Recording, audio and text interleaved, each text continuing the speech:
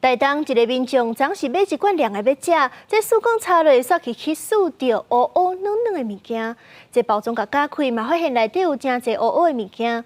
不过因为这制造商毋是台东在地，所以讲消费者申诉了后，是会请厂商来调解，嘛会请这制造工厂迄带卫生机关去检查。饮着物件民众将饮料包装打开，发现内底出现乌乌软软的物件，虽然无怪味，不过漱一喙，感觉是想要吐。就还是一样是水果茶的味道。刚刚喝到什么感觉？软软的，就感觉不对劲啊。李先生表示，一只暗时伊买一个水果茶，饮着一喙，有物件就吐出来，目前身体是无问题。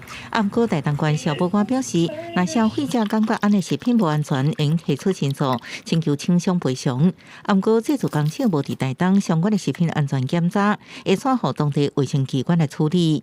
如果这个食品是不安全的，其实行政机关也会因为你的申诉来发动行政检查，那来调查看看这个食品是不是合乎规定。